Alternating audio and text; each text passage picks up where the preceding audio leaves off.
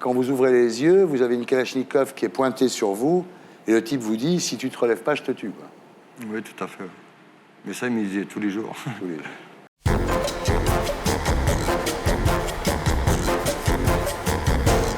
Antoine Falsa Perla, bonsoir. Alors, 452 jours de captivité en Afghanistan pour 2 journalistes de France 3, 217 jours de captivité au Sahel pour les 4 collaborateurs d'Areva. Voilà pour les otages français connus, mais parfois, pour ne pas faire monter les enchères, le Quai d'Orsay ne communique pas sur les prises d'otages. Ça a été votre cas, Antoine Falsa Perla. Vous avez survécu 3 mois dans l'enfer du Baloutchistan, dans l'incognito le plus total. Votre famille avait interdiction d'en parler, même à vos amis les plus proches. Vous êtes, on peut dire, l'otage oublié. Oui, c'est ça. Otage oublié, mais vous êtes là ce soir. C'est le principal, je crois. Voilà, et vous nous raconterez votre histoire à 20h.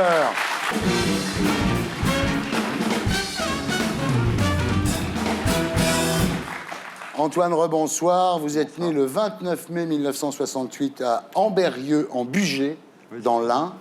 Père ouvrier à l'usine Saint-Gobain de Lagnieu. Mère, femme au foyer, 6 enfants. Clan familial très soudé. Oui. À 16 ans, après quelques années de collège en demi-teinte, vous vous orientez vers un CAP de mécanicien. Oui. À 19 ans, après 10 mois de service militaire, vous entrez à l'usine où travaille votre père, puis vous travaillez sur des chantiers comme carreleur. Oui, c'est ça. À 21 ans, vous rencontrez Elisabeth. Oui. C'est le coup de foudre. 3 ans et demi après naît Lolita. Oui. Mais l'histoire d'amour ne résiste pas au cap des 7 ans. Voilà. Ensuite, il y aura Émilie, Oui. mère de votre deuxième enfant, Nino. Oui. Mais vous vous séparez après une histoire encore plus courte que la première. Voilà. Au bout de 4 ans. C'est là que vous partez en Inde pour la première fois. J'ai mordu de l'Inde et j'y suis retourné chaque année. Quoi. Ouais. Ça Bon, vous a plu? le bouddhiste, ouais, c'était vraiment quelque chose. Quoi. Ouais. S'il me fallait ça, c'était... Ça m'a aidé à vraiment surmonter ma séparation avec mon Ouais. ex. Quoi.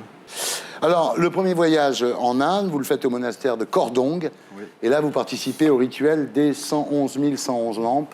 Oui. C'est quoi? Ça dure 3 semaines. On nettoie 7000 lampes par jour. Et c'est pour la paix dans le monde. Vous allez aussi au Népal. Oui.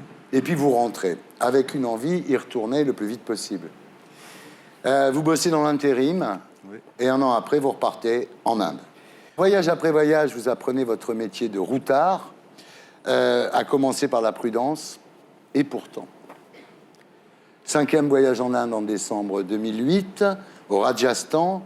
Vous retrouvez un couple d'amis rencontrés dans un précédent voyage, Nicolas et Sylvia, qui vous proposent de les accompagner à Goa, où ils ont rendez-vous avec des amis. Mais à Goa, après 2000 km de route, vous ne trouvez pas ces amis qui s'appellent Florent et Annabelle. Et c'est un peu bizarre parce qu'ils sont assez organisés. Florent est handicapé, donc il a un camion d'ailleurs qui est spécialement équipé pour le handicap. Et ça surprend vos 2 amis de ne pas les trouver là. Et c'est en lisant le journal, quelques jours plus tard, que vous apprendrez ce qui s'est passé. Annabelle est morte Voilà. et Florent est à l'hôpital. Voilà. Alors, Florent part en France pour les obsèques d'Annabelle. Voilà. Et il revient en fait en Inde pour ramener son camion en France par la route. Voilà. Voilà. Et là, il vous propose de l'accompagner.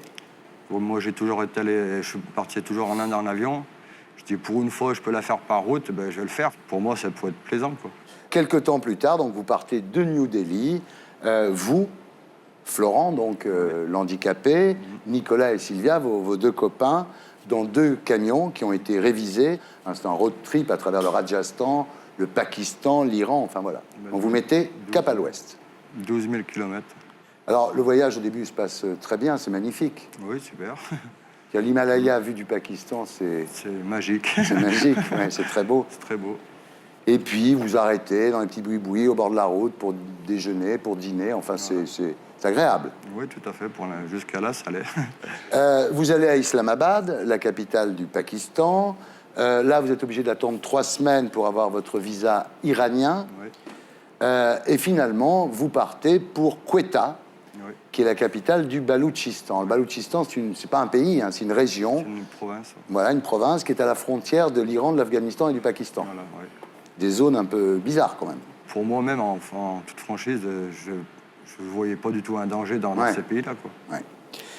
Alors, quand vous arrivez à Quetta, l'ambiance n'est pas rassurante. D'ailleurs, vous dormez à l'hôtel, contrairement à vos habitudes, et vous repartez assez vite. Oui. On a resté 2 jours à Quetta. Et puis après, au petit matin, on se lève à 4 h du matin. Et c'est là que, dès qu'on sort de la porte de l'hôtel, je vois un Pakistanais qui pleurait devant ma porte, quoi. C'est bizarre, ça, oui. Pourquoi il pleurait devant ma porte? Il ne pouvait pas pleurer devant une porte à côté, Ouais, non, c'était ma ouais. porte. C'est une sorte de signe du destin. Après, avec ce qui s'est passé, j'ai dit, c'est peut-être lui qui a téléphoné à ses potes qui... Ah ouais. Moi, j'ai vu comme ça, quoi. Après, est-ce que c'est lui ou pas lui, je ne peux pas savoir, quoi. Alors, à 80 km de la frontière, Florent veut manger, il a faim, il dit on s'arrête. Et Nicolas dit c'est trop dangereux, on s'arrêtera après la frontière. Oui. Et Florent se contente de pisser, quoi, en fait. Puis c'est là que, voilà, et on n'a pas le temps de finir sa phrase, que c'est là qu'on s'aperçoit qu'il y a des armes. Là, vous êtes entouré par une nuée de fusils. Oui, oui. Au début, vous croyez que c'est des policiers, d'ailleurs. Oui, tout à fait. Ouais.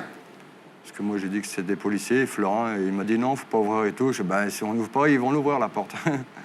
Ouais. Et là, vous vous retrouvez à l'arrière d'un pick-up avec une couverture sur le corps. Voilà. Vos geôliers laissent repartir Florent, évidemment, qui est handicapé. Ouais. Donc vous vous retrouvez là, voilà, kidnappé. Kidnappé, puis sans savoir que j'étais kidnappé. Parce que moi, Ouais. je ne m'attendais pas à ça non plus, quoi. Ouais. Alors, après 2 heures de route, le pick-up des ravisseurs s'arrête au milieu du désert. 7 hommes, le visage dissimulé, armés jusqu'aux dents de kalachnikov, de mitraillettes, de lance-roquettes, très agressifs, Ouais. très agressifs. Ils vous disent, tu vas nous donner 10 millions de dollars. Alors vous dites, moi, j'ai pas d'argent, voilà. Ils vous disent, c'est pas grave, ça sera 5 millions de dollars, ce qui est toujours quand même beaucoup d'argent. Pendant ce temps-là, Florent a récupéré votre portable et prévient votre famille. Et quand le Quai d'Orsay est averti, ils disent à votre famille de n'en parler à personne pour pas faire monter les enchères, hein, c'est ça. Disons que quand je suis entré, c'est ce qu'on m'a dit. La première semaine, ça s'est su aux infos. Ils n'ont pas dit mon nom du tout. Ils avaient juste dit qu'un Français était kidnappé. Ouais. Et puis au bout d'une semaine, ils ont tous topé les infos pour pas que les enchères elles montent, quoi. Alors, les ravisseurs vous demandent à ce moment-là d'appeler votre famille, vous donnent un portable. Vous pouvez appeler votre sœur, vous dites, voilà, j'étais kidnappé au Baloutchistan par un mec qui dit s'appeler le président Balouchi, et il veut 5 millions de dollars. C'est tout ce que vous avez le temps de dire avant qu'il vous arrache le portable des mains. Quand je lui ai dit qu'il voulait de l'argent, il dit, ma sœur, c'est là qu'elle me dit, t'inquiète pas, il y a des organismes pour ça. Alors que ma sœur, elle avait ordre de me dire, la France ne fera rien pour toi, pour que moi, je passe le message aux ravisseurs, en fait. Mais en fait, moi, ma sœur, elle me disait ça, mais vous vous rendez compte? Ouais. Pour moi, j'ai plus d'espoir, quoi. Ouais. Là, vous êtes attaché pieds et poings liés dans une cabane en plein milieu du désert et vous commencez à vivre cette espèce de descente aux enfers qu'ont été les 3 mois suivants. Par exemple, quand il y a des serpents qui arrivent et qui vous font peur, les ravisseurs s'en amusent. Ils m'ont jamais piqué. Mais vous avez bien flippé quand même. Oui, tout à fait. Quand on voit des engins comme ça qui nous foncent dessus, on se dit oh. Ouais. Et là, tous les jours, ils vous répètent « No dollar katam ». Ce qui veut dire « si on n'est pas payé, tu mourras ». Voilà. Alors, ils vous tirent dessus pour jouer aussi. Enfin, ils tirent... À côté. Voilà, à côté, ouais. Donc, vous devenez un peu leur souffle-douleur. Oui, tout à fait. Ils se levaient le matin, ils étaient mal lunés. Ça y est, ils me donnaient un coup de crosse Ouais. à l'œil, quoi. Alors là, vous faites un repas par jour. Oui. Vous buvez de l'eau qui est stockée dans des jerrycans d'essence, ce qui fait que ça a quand même un sale goût, c'est dégueulasse. Ouais. Alors le jour de vos 41 ans, vous tentez une évasion. Effectivement, quand on s'enfuit dans le désert, on laisse des traces.